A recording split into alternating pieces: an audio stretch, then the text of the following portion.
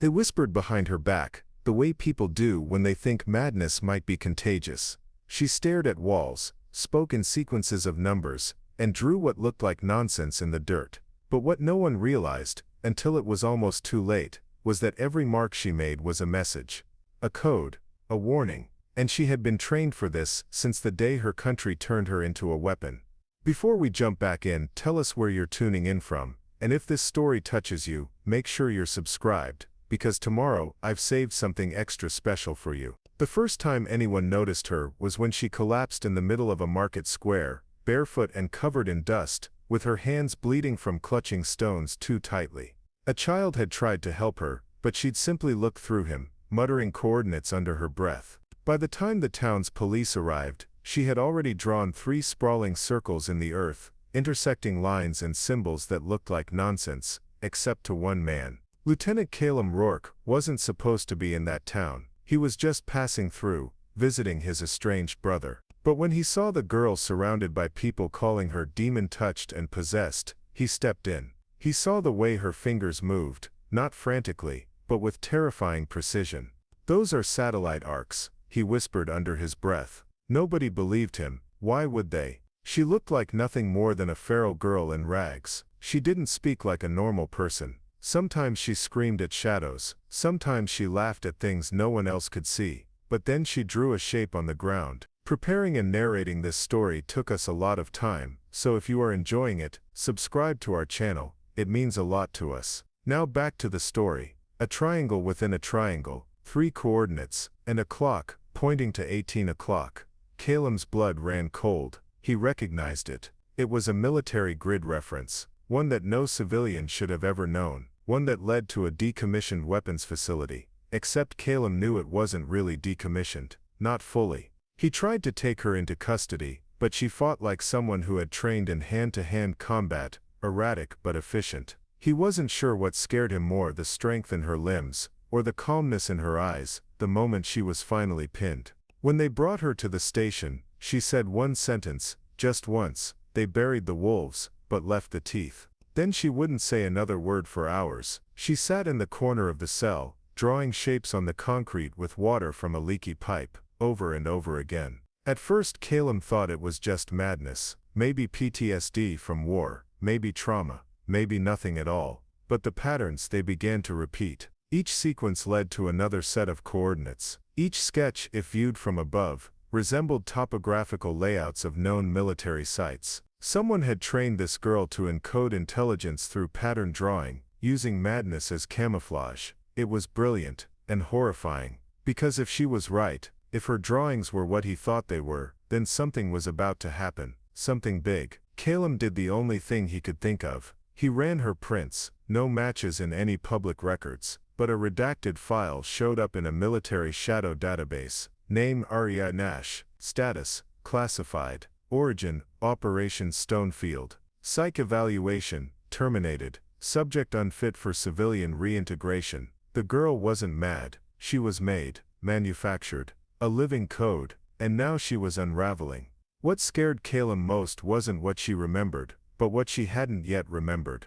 Because Rhea wasn't just trying to warn them, she was trying to remember herself before it was too late. And whatever lay buried in that memory, might take everyone down with it. Caleb Rourke had seen things. Covert facilities buried under mountains, protocols written in dead languages, people erased from the world, as if they had never breathed air. But nothing had ever chilled him like the word that kept echoing through his mind: Stonefield. He didn't know how a girl who had no identification, no address, no belongings, nothing but dust and data in her eyes, could know about it. But she did. And if her mutterings were even partially accurate, Stonefield wasn't a relic of the past. It was still active. Rhea hadn't spoken again since the sentence in the cell, but her hands kept moving, as though her fingers remembered things her mouth could not. Caleb stared at the pattern forming on the table in the interrogation room. A hexagon this time. 6 points, 6 lines, one name at the center: Vellum. Not a person. A protocol. Caleb froze. He remembered a whisper from a black site assignment in Eastern Europe, years ago. Something about a last-ditch intelligence strategy, embedding data not in servers but in people, creating human safes. Memory mazes. Fragmented psyches that couldn't be hacked. He remembered the phrase, "Vellum isn't a vault, it's the paper you burn after reading," which meant Rhea was the paper, and someone had tried to burn her. He called in a favor, one that could cost him his clearance. His contact in Army intelligence answered on the fourth ring, voice low and tired. "Calum, you're not supposed to ask about this." "I didn't ask. I found her." Silence. "Then you're telling me the Nash girl's alive?" "I'm telling you she's drawing maps of live strike zones from memory, and none of it's been declassified. She's not insane. She's a warning system wrapped in a broken body." Another long pause. "Then get out. Burn your files. Walk away. She's not yours anymore." But Calum didn't hang up. He asked one last question. Was Stonefield shut down? The answer came like a death sentence. There was never a facility called Stonefield. Click. Calum returned to the cell. Rhea hadn't moved. Her eyes were focused on the ceiling, lips parted slightly like she was hearing something far away. Then she whispered, without looking at him, "Don't go back there." He crouched next to her. "Where?" Her eyes met his, clear and focused. "They stitched things into me. Thoughts that weren't mine. And then they buried them where I couldn't reach. But I'm remembering now." She stood slowly, as if gravity itself questioned her right to stand. "There's a door under the mountain, locked behind a sound that only code can sing. That's where they left the rest of me." Calum exhaled sharply. "You're telling me you remember where Stonefield is?" She nodded once, and then for the first time since he found her, she smiled. But it wasn't a smile of peace, it was a warning. Later that night, Calum broke into a forgotten archive unit, buried under Fort Garrison's collapsed east wing. The facility hadn't been entered in over a decade, but he knew the passcodes. His hands shook as he typed them, not from fear, but from something worse, recognition. He found it buried in a Level 9 encrypted terminal. Project Vellum, subject Rhea Nash, cognitive defense rating, Alpha Black, memory encapsulation, code form 7, extraction protocol denied, and one red line note, subject deemed unstable for deployment, scheduled for deletion, confirmed lost in field accident, status closed. Except she wasn't lost. She was walking around, and she was starting to remember the codes embedded in her bones, which meant Stonefield hadn't failed. It had worked too well. And now Rhea Nash was about to complete her final mission. Whether she wanted to or not, Rhea didn't sleep that night. Instead, she traced her fingers across the cold concrete walls of her cell, humming to herself in a slow, hypnotic rhythm. To the untrained ear it was nothing but the tuneless muttering of a broken girl. But Calum Rourke knew better. He'd heard enough encrypted radio signals in war zones to recognize a pattern when he heard one. The hum wasn't random, it was tonal coding, frequency-based communication embedded in melody. She was singing in cipher, no wires, no tech, just the vibrations in the air. She wasn't trying to calm herself, she was transmitting. The question was, to whom? He watched her for hours from the other side of the reinforced glass. Her lips moved with perfect timing. Her eyes never blinked unless she paused to shift tempo, and her fingers, which had never stopped sketching invisible symbols, began tracing something different that night, an octagon within a square. Calum began to draw it himself on a notepad, matching her rhythm stroke by stroke. When she finally laid down and closed her eyes, he whispered to himself, "She just gave someone coordinates." He didn't sleep either. The next morning Rhea requested paper and a pencil, her first request since arriving. Calum obliged, sliding them into the room cautiously, half expecting her to throw them. Instead she calmly began sketching a complex geometric diagram. Concentric circles layered over hexagonal segments, notated with angular symbols and mathematical ratios. Calum recognized a few of the markings: orbital calculations, satellite vectors, gravitational field lines, but there were others that made no sense. Clefs that weren't from any modern language. "What is this?" he asked her through the speaker. Rhea didn't look up. "The door doesn't open with keys," she said quietly. "It opens with resonance." He blinked. "What kind of door?" She paused, tapping her pencil on one of the inner rings. "The one buried beneath the earth. The one they locked from the inside." Calum felt his stomach twist. "Stonefield." Her voice grew flat. "That's not its name. That's what they told you it was called." "Then what is it?" he pressed. She finally looked at him. It's where they turned me into a ghost. That was the moment Caleb knew they were running out of time. Rhea wasn't just remembering, she was sinking. Every hour, her drawings became more accurate, more intricate. She wasn't just recalling fragments of memory, she was decoding a master system built to protect classified intelligence through neurological encryption. Her trauma hadn't made her crazy, it had made her unreadable. And now her brain was unlocking everything they tried to bury. Caleb took her sketches to a contact he had in tactical neuro-warfare, a woman named Dr. Yasela Vaughn, one of the last minds alive who'd worked on psychological encryption programs before the Defense Department pulled funding and burned the archives. He didn't say much when he handed her the sketches, only that a girl had drawn them. Yasela went pale as soon as she saw the center glyph. "This is the harmonic gate cipher," she said. "We only used this once." "Where?" he asked.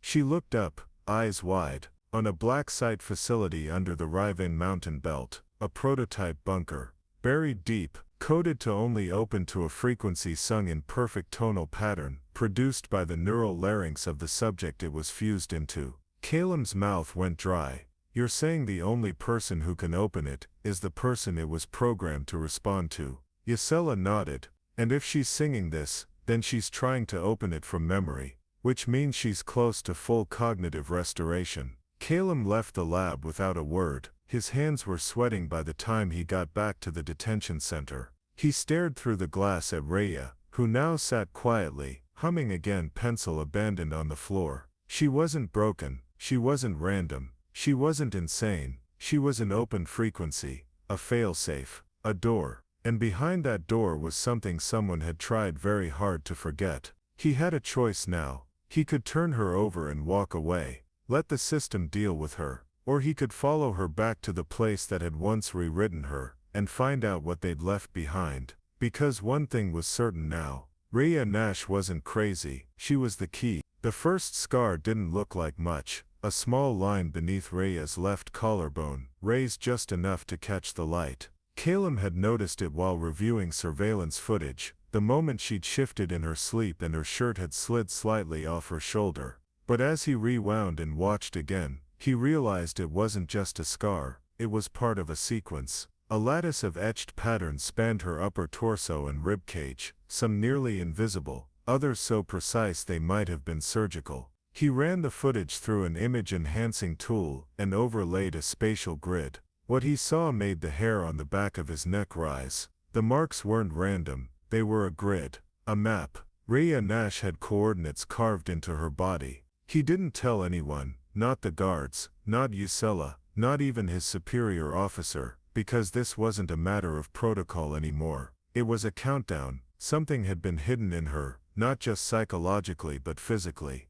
And whoever had done it hadn't expected her to survive long enough to reveal it. Caleb returned to her cell and found her seated in perfect stillness, her eyes open, focused on a spot on the wall where light flickered through the small security window. She didn't speak until he sat down. "You saw the lines," she said, her voice barely above a whisper. Caleb nodded slowly. "What are they?" She lifted her arm and traced an invisible curve across her ribs. "Locations, times, failsafes." They couldn't risk implanting tech that could be traced or hacked, so they used the body. "They burned the knowledge into my skin with ion precision. Every mark has a partner, every curve is a reflection of another." Reflection of what? She tilted her head. "The past. The one they tried to overwrite." That line stuck with him. Overwrite. She wasn't just a soldier, she was a rewritten file, a rebooted machine trying to access a corrupted archive. "I need you to show me,"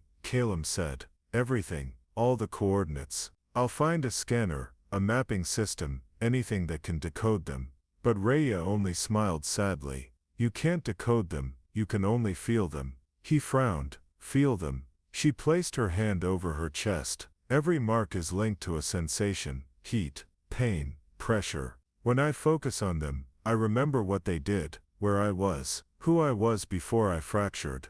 The skin remembers what the mind buries." Caleb realized then that she didn't need tools. She was the tool, and she was still learning how to use herself. That night, He broke into the abandoned medical bay inside the decommissioned west wing of the military base. It hadn't been touched in years. Dust covered everything. Terminals were rusted. Monitors flickered dimly when he restored minimal power. He guided Rhea in, careful to avoid drawing attention from the guards. When she stood under the biometric scanner, the machine sputtered, then emitted a soft chime. Subject detected, Rhea Nash. Access level, black. File lock override, initiated. Sequence acknowledged. The monitor began cycling rapidly. Symbols he didn't recognize. Data sequences. Fragmented visuals of topographical maps. Bunker schematics. Facial recognition models. Thousands of pieces of intel flashing across the screen in seconds.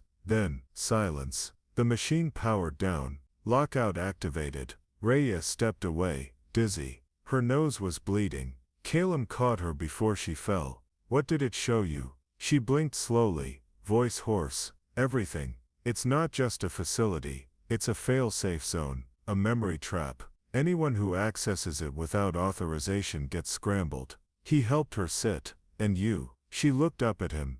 I am the authorization. Outside the window, a siren blared.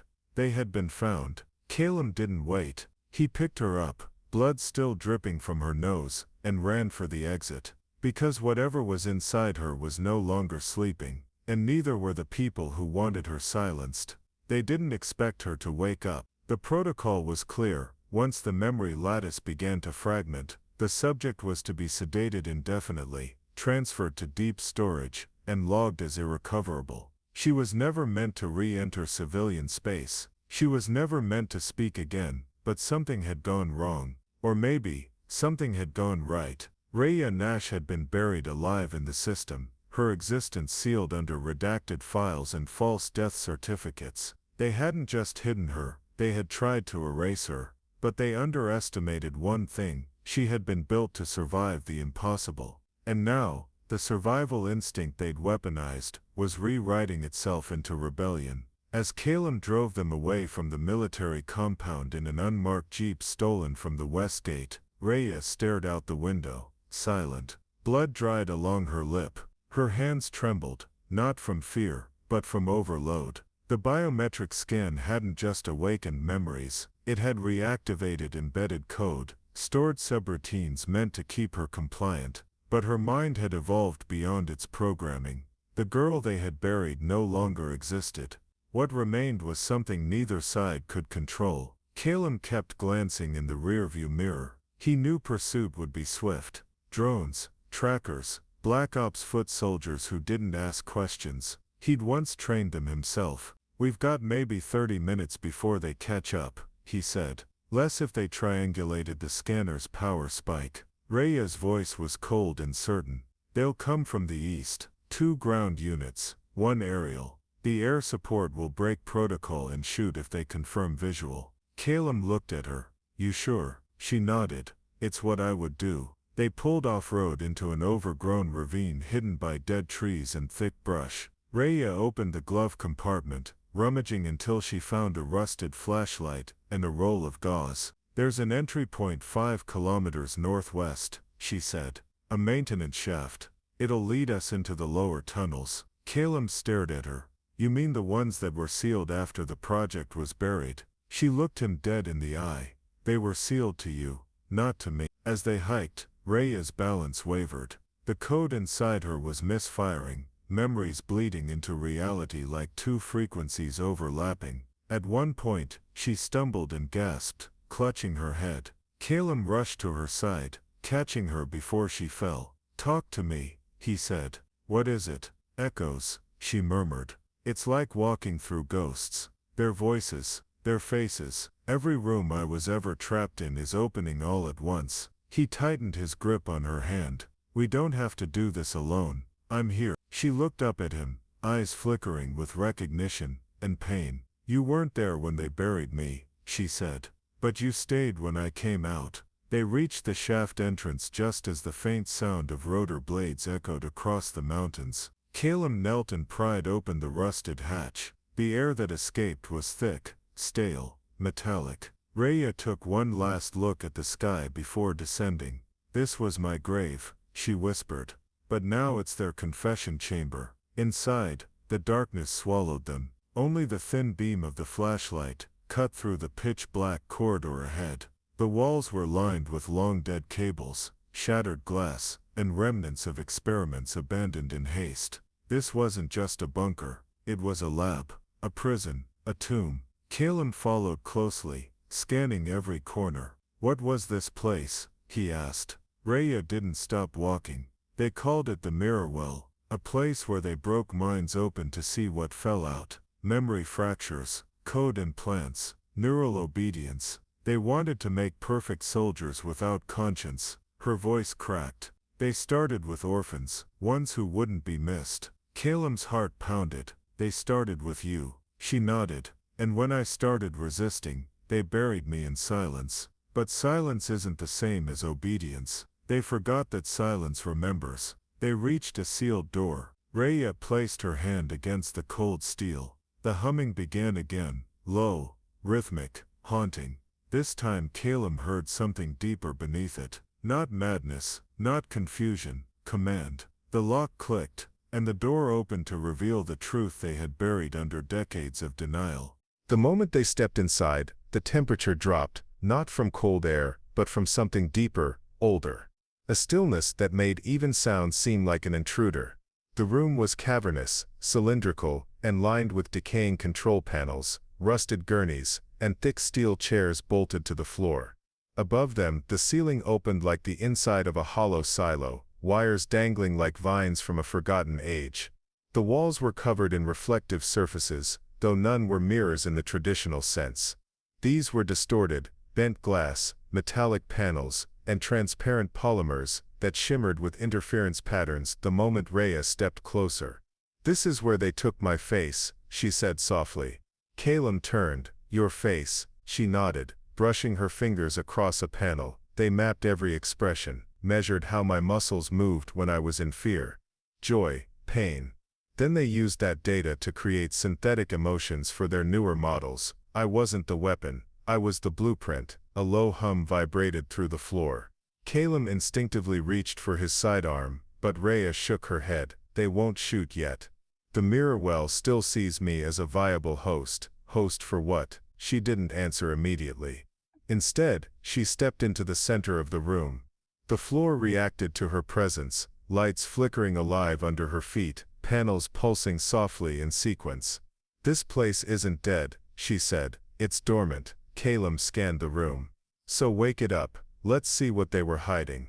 Rhea hesitated, then placed her palm against the central pillar. Instantly, the walls lit up. Footage, grainy, colorless, real, played across the warped surfaces. Children in uniforms, medical staff with blurred faces, flashing lights, screams without sound.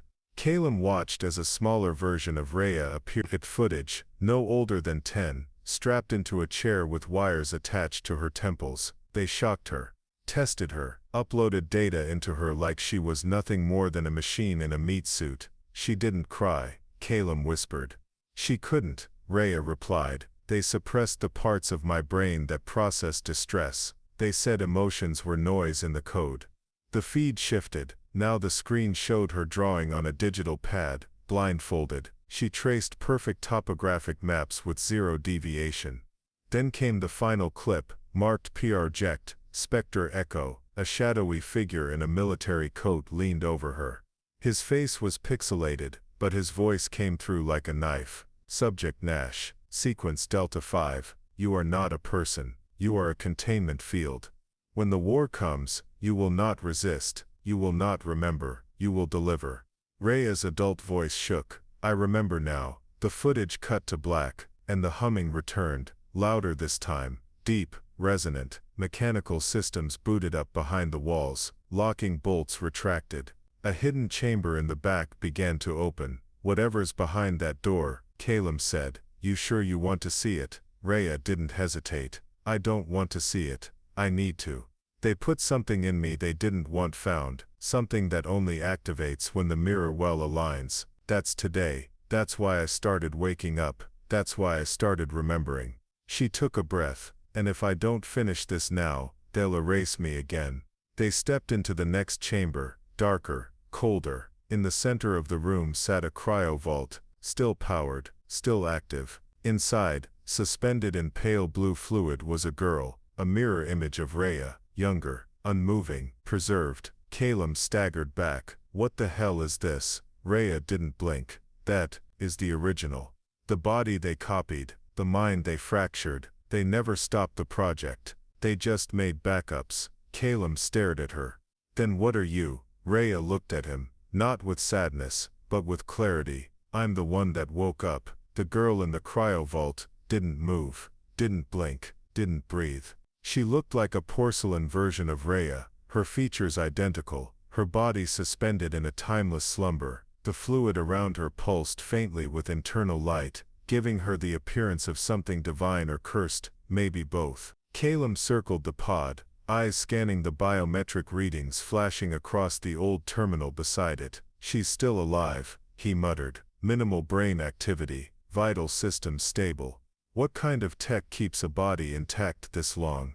Rhea didn't look away from her sleeping twin. It's not about keeping the body alive. It's about keeping the code stable. I was a live test. She was the vault. Everything they extracted from us, emotionally, neurologically, genetically, they stored it here. In her, in case I broke. And did you?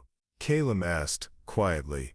I wasn't supposed to have memories, emotions, attachments, but somewhere along the way the protocol glitched. I started remembering the experiments, the voices, the cold, and that's when they tried to shut me down.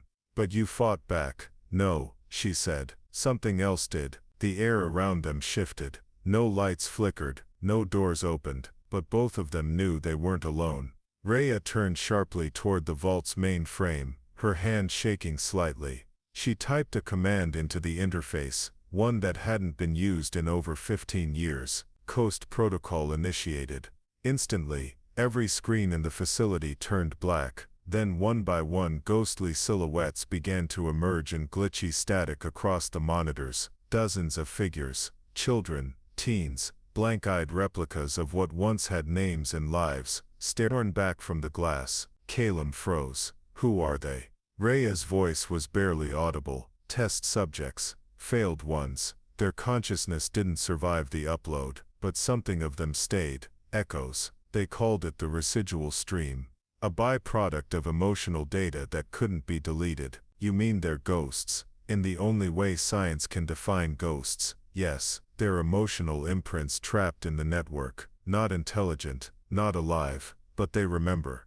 And just then the vault screen flickered. The face of the girl inside slowly opened her eyes. Calum stumbled back. She's waking up. No, Rhea whispered. She's sinking. Suddenly a voice boomed from the central comms panel. Digitized, multitonal, both child and machine.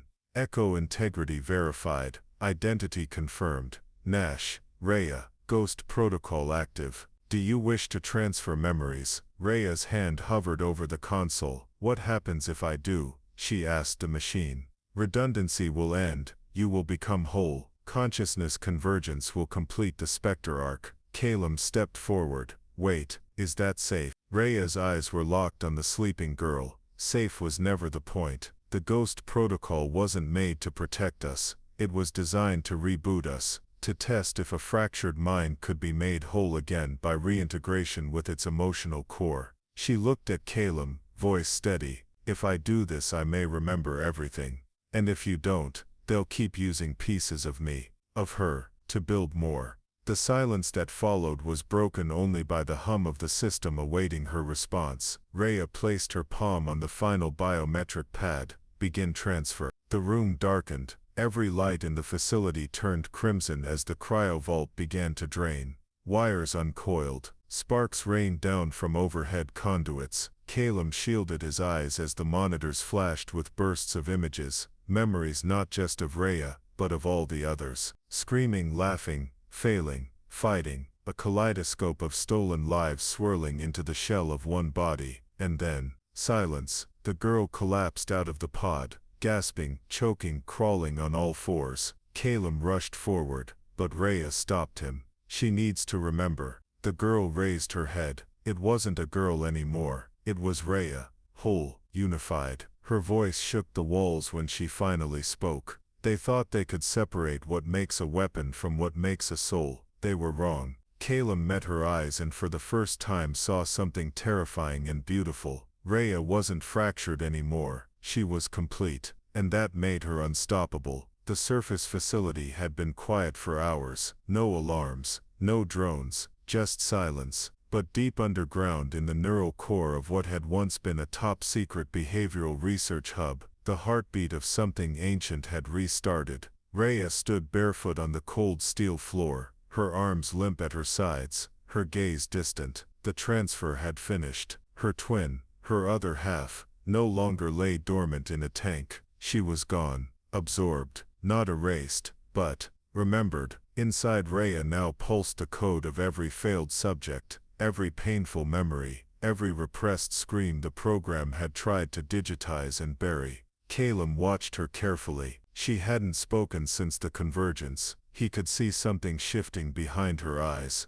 like storm clouds gathering behind glass. Rhea, he said gently, we have to move. Before the satellites lock onto the signal, they'll know you're awake. Still, she didn't respond. Instead she turned slowly to the central terminal, the massive console that controlled all vaults, all data branches, all emergency protocols of the Ghost facility, and without blinking, she said the two words Caleb dreaded most. Shutdown command. Caleb stepped forward. You'll collapse the entire facility, all of it. That includes the archive. I know. And the data, the experiments, the names. If we lose it, there's no proof of what they did to you. To all of them. Rhea looked at him then. But it wasn't just her stare. It was hundreds of eyes, staring through her. They didn't just hurt me. They hurt generations of us. They thought memory was disposable. But I remember now. Everything. Not just mine.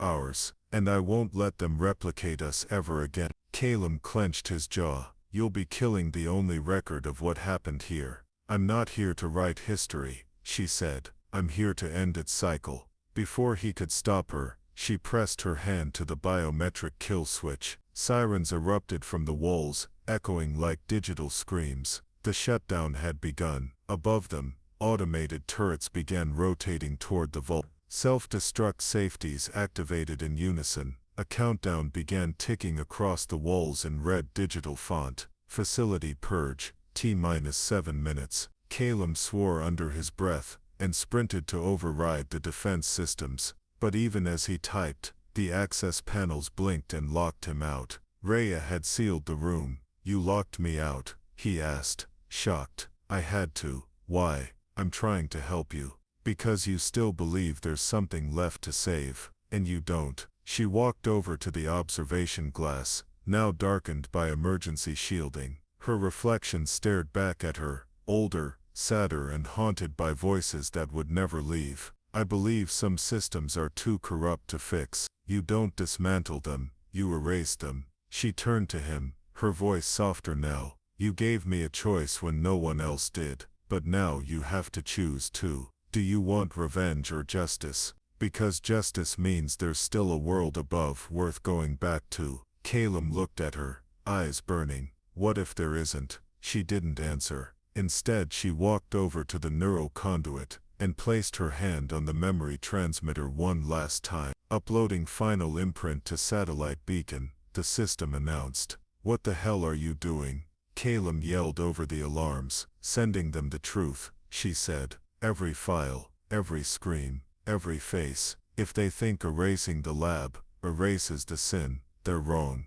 Outside, the wind howled across a barren desert, and far above them, a low-orbit satellite blinked to life. Encrypted files burst from the underground signal, like flares in the dark. They would be found, seen, known. Caleb backed away from the flickering console as systems began to short out around them. I'm staying, she said calmly. No, you're not, he snapped. Rhea looked at him, truly looked, and said the words like they'd been rehearsed in every nightmare she'd ever had. They built me to survive anything, except peace. That was never part of the program. He stepped toward her, grabbing her shoulders. Then let me show you peace. Let me show you what it means to be human again. She hesitated, and in that hesitation, the wall behind them exploded. Emergency exit pods ejected from the walls one by one. Caleb grabbed her hand. "You don't get to die here. Not after everything they took." She looked around uncertain for the first time, and then nodded.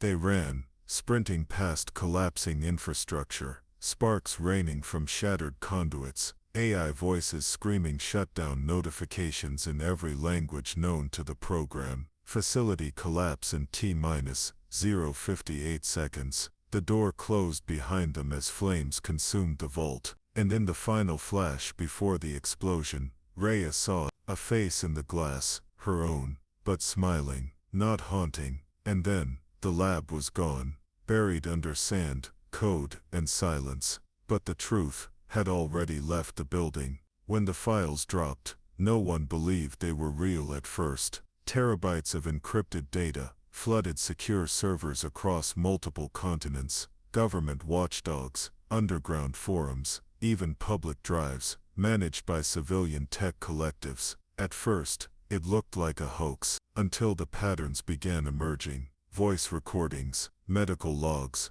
neural programming experiments on children, soldiers, political dissidents, anyone deemed programmable by the black site shadow financiers. The program had buried itself beneath layers of legal noise and shell corporations for over 2 decades. But Rhea's upload cracked the silence wide open. The news didn't break, it exploded. In Geneva, the Human Rights Council called an emergency session after 3 senior advisors abruptly resigned. In New York, the UN Cybersecurity Unit confirmed a match on over 1,200 experimental victims previously listed as missing under conflict zones. In Tokyo, a biotech conglomerate, long rumored to fund classified neural AI projects, had its entire board detained for questioning after signatures on funding transfers matched the leaked files. And in every major capital, someone powerful was burning documents and scrubbing digital trails.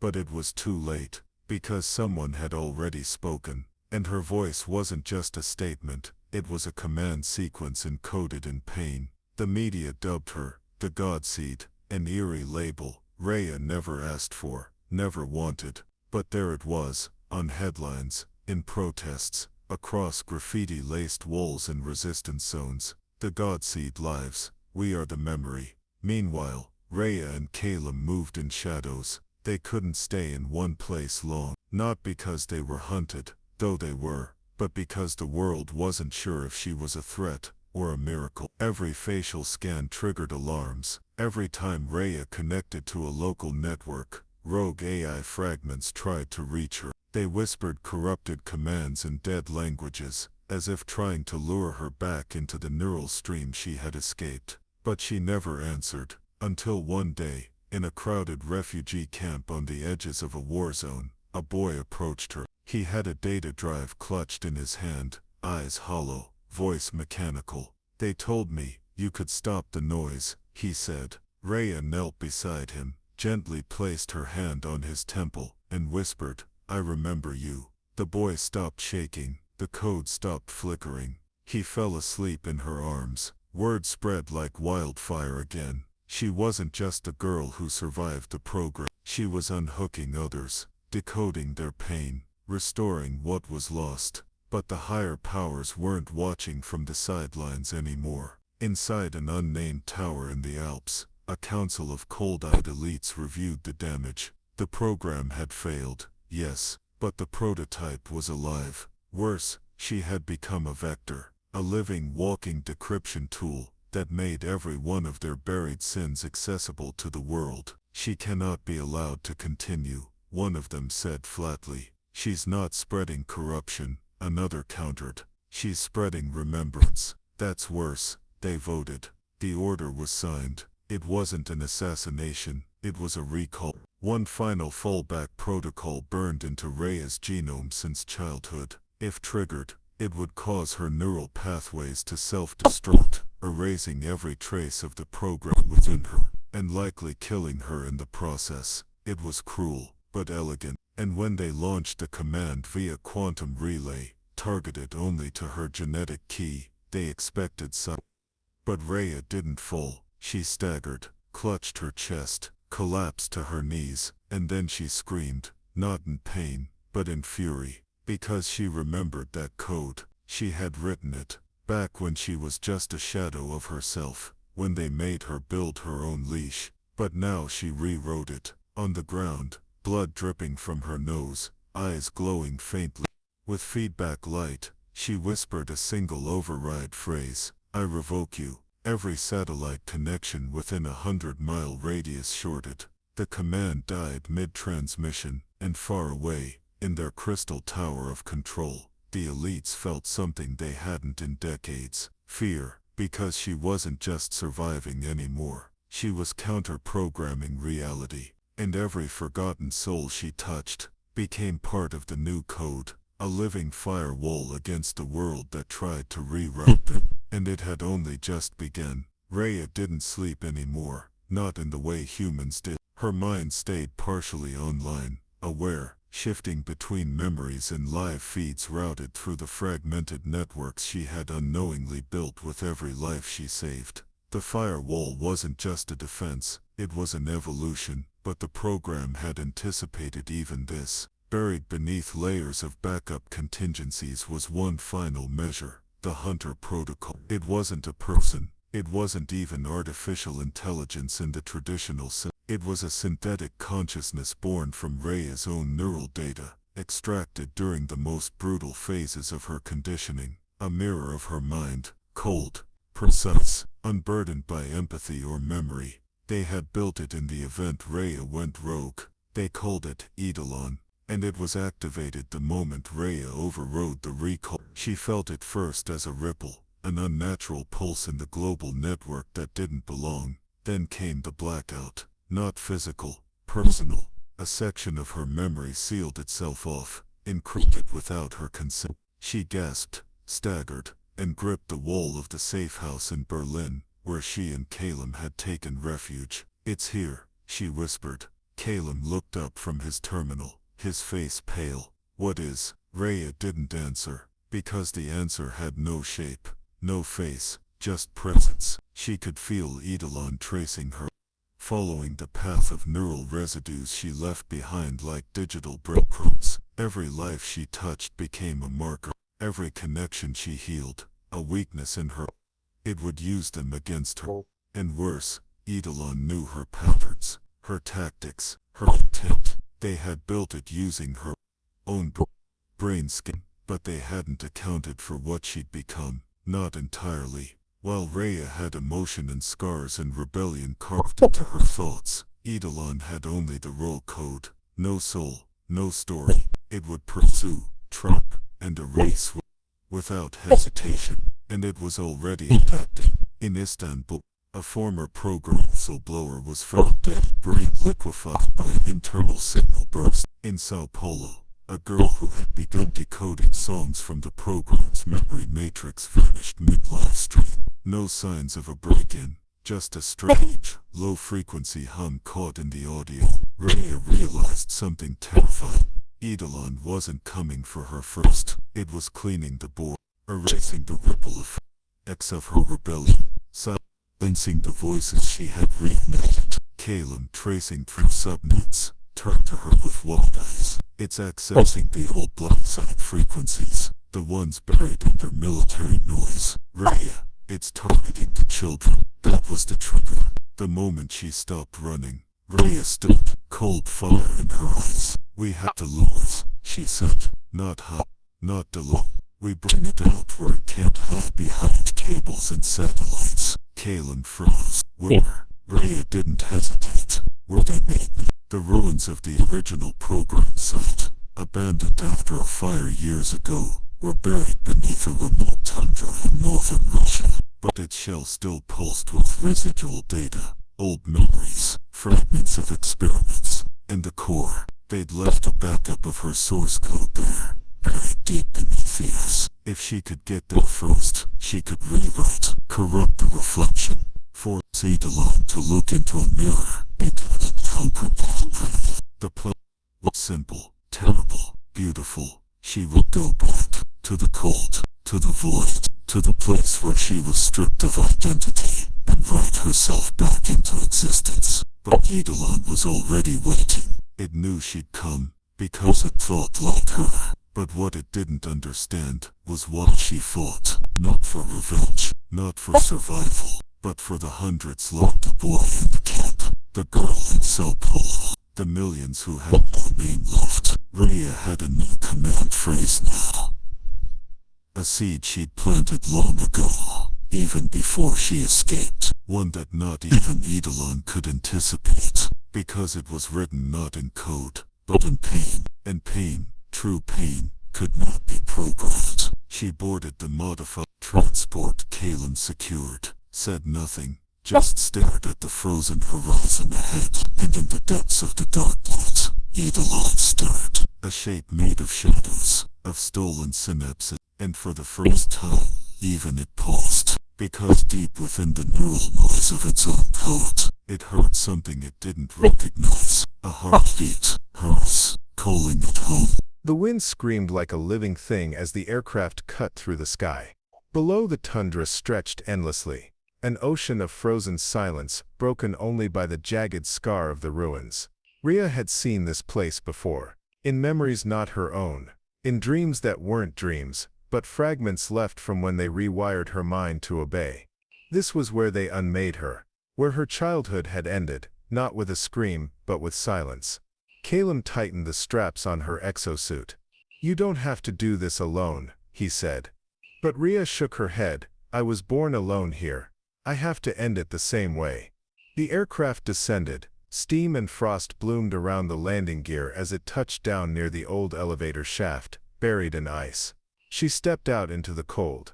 The wind bit into her skin, but she barely noticed. This wasn't weather. It was memory. Each gust reminded her of screams that had been scrubbed from files, of girls who vanished mid-trial, of doctors who smiled while severing identities. She walked to the hatch. It was frozen shut, but her palm, encoded long ago, triggered the lock. The ice groaned, reluctant to release what it had buried. Then click. It opened. Rhea descended alone. The shaft smelled of rust, blood and burnt circuitry.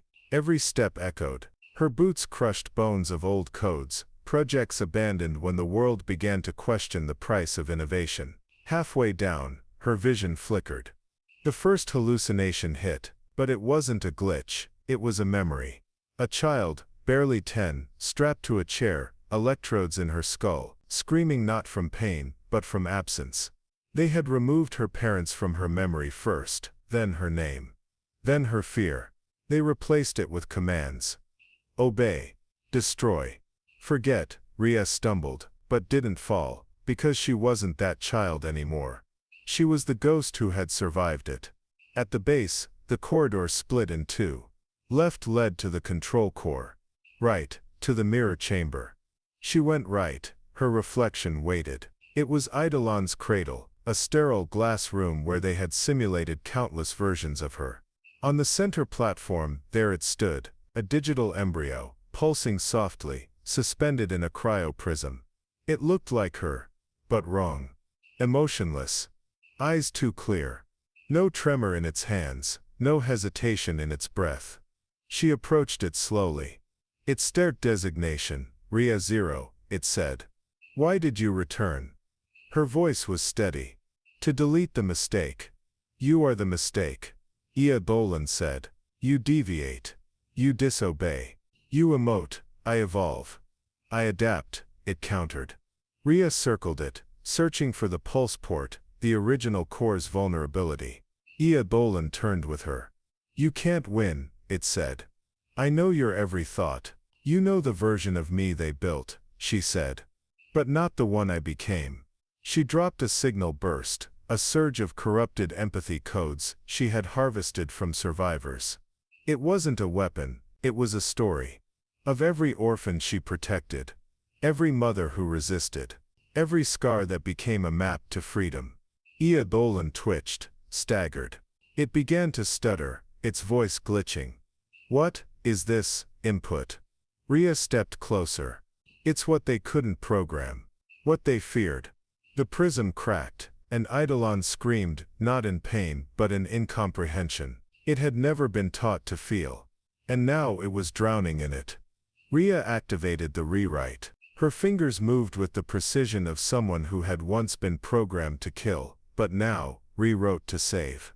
Lines of code bled across the prism walls. Ia Dolan tried to resist, tried to retreat into the old neural backups. But she had already disabled them. This was a one-way door. And the scream stopped. Ia Dolan froze, then fractured. The light faded from the chamber. Rhea stood still, breathing heavy. She didn't celebrate. There was no joy in killing a shadow of yourself. Only release. She turned to leave, but as she stepped out of the chamber, a new sound echoed through the halls. Footsteps. Not hers. Not Eidolon's. Someone else was coming. Another protocol. Another survivor. She didn't know, only that the war wasn't over. But for the first time in years, her reflection didn't look back with fear. It looked back with power. And peace. The corridors hummed with a faint rhythmic pulse, like a heartbeat echoing through steel veins. Rhea followed the sound, her boots gliding silently over frost-coated floors. The air smelled of ozone and old betrayal, thick with secrets that had outlived their makers. She didn't ask how she knew where to go. Her body remembered what her mind had buried. Deep beneath the chamber where Eidolon once floated, there was something worse. Not a weapon, not a clone, but a record. An archive. The place where they documented every experiment, every deviation, every memory they deleted from her mind. She stopped in front of a door that had no handle, no keypad, just a solid sheet of blackened glass. Yet it opened, as if recognizing the scar tissue in her brain as the true password.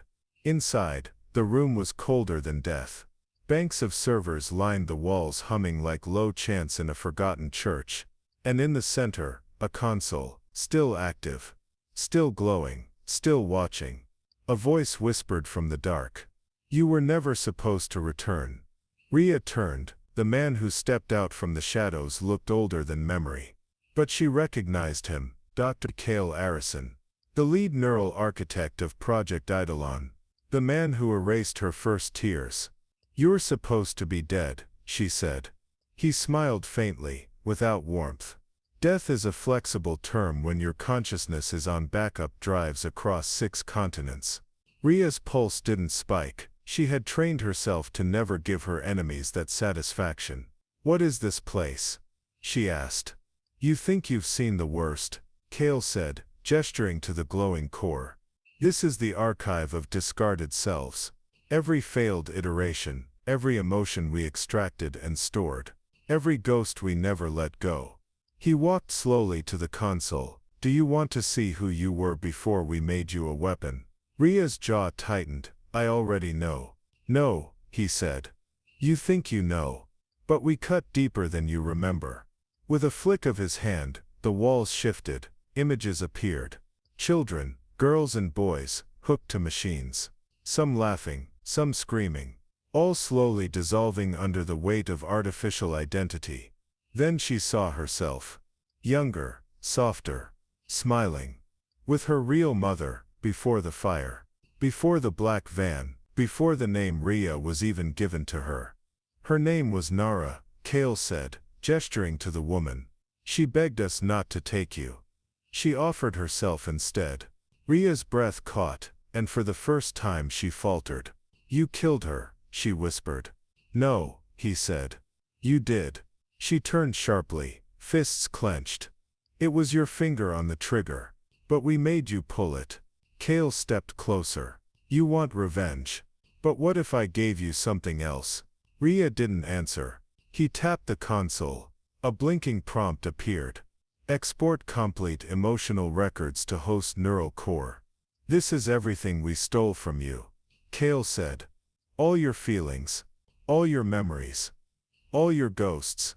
Rhea stared at the prompt. "If you integrate this," he continued, "you'll remember the love, the fear, the betrayals, unfiltered, unprotected. You might not survive it." Rhea stepped forward and placed her hand on the interface. "I don't want to survive," she said. I want to be whole. The download began. She didn't scream. She shook. Every second felt like burning, as if thousands of lives were being lived inside her skull, all at once. Laughter, pain, joy, terror. The first time she held her mother's hand. The last time she saw her reflection before it was stolen. The first time she was called Rhea by a machine voice in a training cell. The shame of killing her trainer. The quiet triumph of disobeying her first command. When it ended, she fell to her knees. But her eyes burned with light. Cale watched silently. I see it in you now, he said. You're not Rhea anymore. No, she said, rising slowly. I'm all of them. The ghosts. The girl. The soldier. The forgotten. She reached for the emergency bypass on the core console. You can't destroy this, Cale warned. It's the only record of everything they did. I don't need records, she said. I am the record. And with one final pull, she overloaded the system. The servers screamed. The lights dimmed, and Project Eidolon died for real this time. Cale didn't run. He stood there, defeated, consumed by his own legacy. Rhea walked past him. I hope your backups feel it too, she said coldly. Then she vanished into the freezing dark, carrying with her every memory they tried to bury, every pain they tried to erase. She wasn't just a survivor anymore. She was the memory of the forgotten, the vengeance of the silenced, and the reckoning of what should have never been born. The first satellite blinked out over the Atlantic. Then the second, drifting above Eurasia, went dark mid-transmission. By the time the third fell, burning a streak across the South American sky, governments knew something was wrong. But it was too late. The world's most secure networks flickered. Military comms stuttered. Intelligence servers rebooted, then stayed blank. Project Eidolon wasn't the only thing Rhea had buried. She had triggered something deeper. A final command line written into the foundation of the network that built her. A sleeper code. Hidden for decades in forgotten firmware, cloaked in metadata, scattered across every continent. She hadn't come to destroy a lab. She had come to unravel an empire. And now it was unraveling fast. In a tactical bunker in Geneva, General Voss slammed his hand against the table as screens blinked red. She's not just deleting files, he growled. She's unmaking us. Behind him, a young analyst's hands trembled as he reported. Every iteration, sir. Every prototype. Every record of Project Eidolon's funding, research, test subjects, all purged. Globally. Voss turned to the wall behind him, a shrine of portraits. Founders. Sponsors. Visionaries. All now ghosts, and soon to be forgotten. We trained her to adapt, he muttered. But we never trained for this. In Tokyo, a former operative known only as Oren watched the news feeds go silent. He smiled. He'd escaped the program years ago after faking his own death in the Himalayas. He had always suspected someone would finish what he couldn't. He raised a glass of rice wine to the dim window. To the girl who remembered, he whispered. And in the shadows of Istanbul, in a forgotten basement where old monks once copied forbidden texts, Rhea moved through candlelight, her wounds fresh, her mind clearer than ever. She hadn't slept. She didn't need to anymore. The integration had done something else. It had rewritten the limits of her nervous system. She could see sound waves now, hear the cracks in lies before people spoke. Her body wasn't superhuman, it was ancestral. A convergence of every identity they tried to suppress. She was the child they tortured, the woman they trained, and the god they accidentally woke up. Her final mission wasn't revenge. It was warning. There were others like her. Fragments, failed experiments, ghosts with flesh. Some were still sleeping. Some were hiding. Some were already hunting. She left markers in the code for them, breadcrumbs only the broken would understand. She didn't want to lead an army.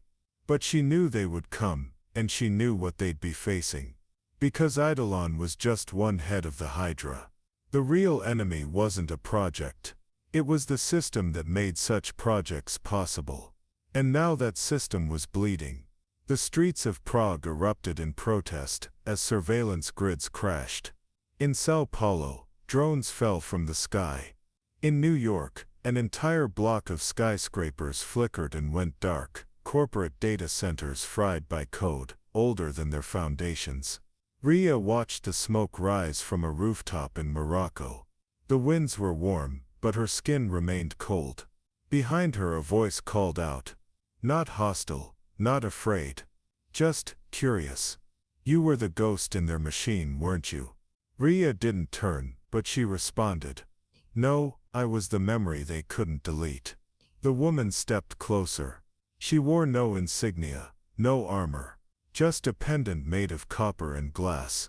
Then you're the reason I woke up screaming last week. The woman said. The memories weren't mine, but the pain was real. Ria turned finally. The woman's eyes were cracked with recognition. You were one of us, Ria said. Before they cut the link. I didn't know until now. The woman said. But I remember the hum of their machines. I remember you screaming. I thought it was a dream. It wasn't, Ria replied. It was me calling for help. The woman nodded slowly. Then I'm here to answer. Across the world, others followed. The forgotten, the hacked. The broken minds healed by a final message encoded in the blackout. And each one brought something new. Not weapons, but stories. Truths, testimonies of what had been done in the name of control. Ria didn't stand at the front. She stood in the center. A living archive. An embodied warning, and when the world finally asked what had happened, she told them. You called us monsters when you made us. You labeled us unstable when we cried. You turned off our names like broken lights. But we weren't broken.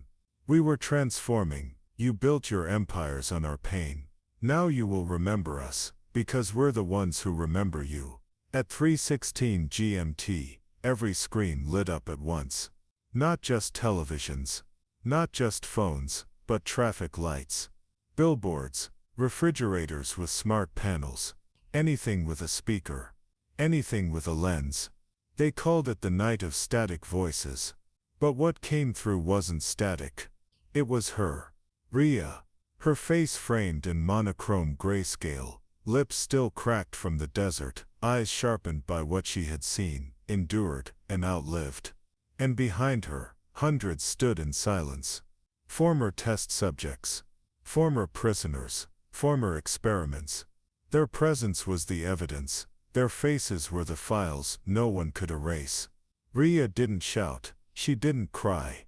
She spoke like a quiet wave that eroded a 1,000-year fortress.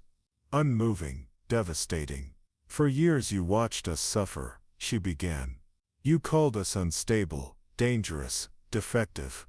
You denied us the right to be human. You took children and turned them into triggers. You didn't ask if the technology was ready. You only asked if it could obey.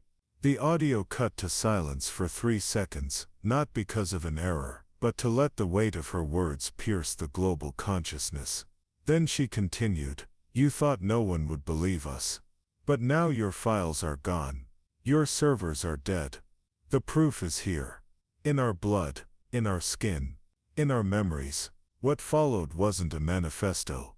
It was a confession collected from the lips of the survivors themselves. One by one, they spoke their names. Their code names, their forced compliance signatures. And what had been done to them. In 12 languages. Across every time zone, with closed captions, auto-generating, in real time, driven by the very same machine learning. The program once used to suppress their voices. A boy spoke of how he was told to kill his sister in exchange for a warm bed. A woman recalled the sound of synthetic music used to override her thoughts. An older man, stuttering from neurological damage, lifted his sleeve to reveal a barcode etched beneath his skin. He didn't need to explain. The world saw. And the world couldn't look away. In Washington, a senator fell to her knees. She'd been a silent funder through a proxy shell company, always telling herself the ends justified the means. In Berlin, a whistleblower wept into her hands. She'd tried to warn them 10 years ago. No one had listened, but it wasn't just officials who broke. Civilians too. People who had ignored the signs. Parents who dismissed their children's night terrors. Doctors who diagnosed delusion instead of trauma. Teachers who punished outbursts that were actually cries for help. They all saw themselves reflected in the faces on the screen, and many couldn't bear it. In Nairobi, street kids gathered around a solar-powered tablet and wept, not out of pity, but recognition. In Seoul, hackers paused mid-data heist and bowed at the image of the girl who broke the unbreakable. In Manila, church bells rang not for prayer, but mourning, for the generations lost to silence, hidden in labs with padded walls and soundproof screens. And in Jerusalem, a rabbi looked up from a Talmud and whispered, "She has become the living scroll, a testimony no flame can consume." The broadcast ran for exactly 13 minutes and 13 seconds, and then it vanished. The screens went black. Not even a trace remained in the systems. Not a single byte of footage. Not even a full name. Governments scrambled to recover it, but it was as if it had never existed, except in the minds of those who saw it. That was the point. It couldn't be downloaded. It had to be remembered. Carried in the conscience, passed down like prophecy. In the days that followed, mass resignations rocked global agencies. Hidden black sites were raided by the very soldiers once sworn to protect them. Anonymous documents flooded newsrooms, leaked not just by rebels, but insiders finally too ashamed to stay quiet. The world didn't change overnight, but it cracked. The myths of stability, security, and supremacy shattered. And from those cracks, something ancient began to grow.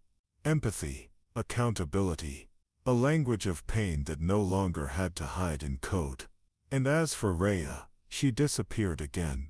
Some said she walked into the forest in Armenia, barefoot and bleeding, her body giving out just as the broadcast ended. Others claimed to see her in a refugee camp in Mali, tending to injured children. One rumor said she ascended a glacier in silence, seeking the last known temple of a civilization erased by similar experiments centuries ago. But the truth was simpler. Rhea wasn't hiding, she was remembering, and her next move would come, not through satellites, but stories. She had started a revolution, not with weapons, but with proof. And the world would never unsee it. They thought they'd erased everything. Every file, every photo, every last remnant of the program, burned, buried, or decommissioned, by operatives trained to leave no witnesses. But memory isn't made of data. It doesn't live in hard drives or security footage. It lingers in the sound of footsteps across a hallway that should have been silent. It echoes in the twitch of a muscle trained too young to flinch. It waits in scars, in names, in whispers, passed from one survivor to another like a torch that refuses to dim. Rhea knew this. That was why she didn't destroy the program with violence. She destroyed it with memory. And memory, once spoken aloud, cannot be silenced. In the aftermath of the broadcast, survivors across continents began finding each other, not through search engines, but through instinct. One former subject in Peru drew the same symbol Rhea had tattooed behind her ear, a looping infinity, stitched with jagged lines, onto a street wall, only for another to arrive and finish it. In Prague, a girl who had once been programmed to forget her mother's name, woke up from a seizure and whispered that very name on live television. And in Tokyo, an elderly man stood in front of a school and handed a child a paper crane folded from a shredded experiment record. "This one remembers everything," he said, smiling as if the child might one day understand. The world changed, but slowly. There were arrests, some meaningful, others performative. Committees formed, apologies were drafted, but none of that mattered to Rhea. The true revolution was never in courtrooms or breaking news headlines. It was in the rejoining of broken minds, the healing of distorted identities, the reunion of those who thought they'd been orphaned by time. And that healing took time. Years sometimes, decades for others. But it started. Because the memory survived. Not just hers, but theirs. One night, nearly 4 years after the broadcast, a small book appeared in select libraries and orphanages across the world. No publisher, no author, no ISBN. The cover was blank, except for a phrase etched in soft silvery ink. We were not designed to forget. Inside were not stories, but impressions. Drawings, letters, diagrams of dreams recovered. Recipes remembered from forgotten childhoods. Pages stained with salt water, where someone had clearly wept while writing.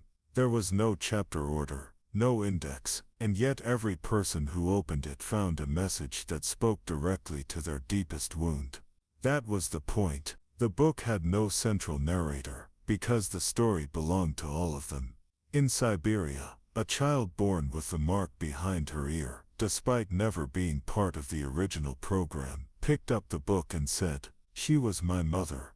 In Nairobi, a former enforcer who once tracked and tranquilized test subjects tore out a page, framed it, and placed it above his door as a daily act of repentance. In New Orleans, a community center once built atop a data mining facility used the book as its holy text, not for religion, but for resilience. And in Iceland, where no known subjects had ever been documented, a lone scientist jumped into the sea after reading it, convinced he had once been part of the cleansing project, and that the book had finally unburied his guilt. Rhea was never seen again. Not truly. There were reports, glimpses, but nothing definitive. A voice on a train station intercom in Johannesburg that made a girl burst into tears.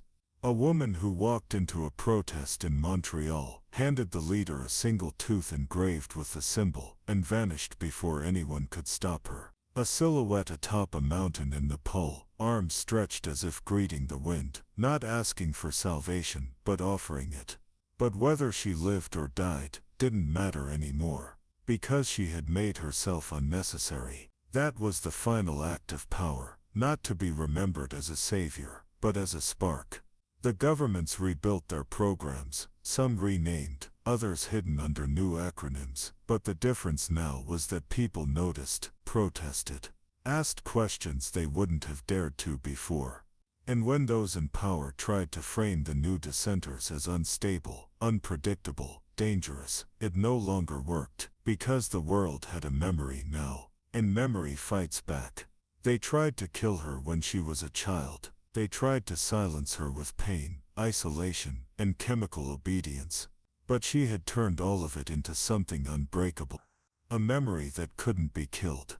And in that memory, the world began to rebuild, not as it was, but as it could have always been. She was never designed to survive, but she did more than survive. She remembered, so others could live. Before we jump back in, tell us where you're tuning in from, and if this story touches you, make sure you're subscribed, because tomorrow, I've saved something extra special for you.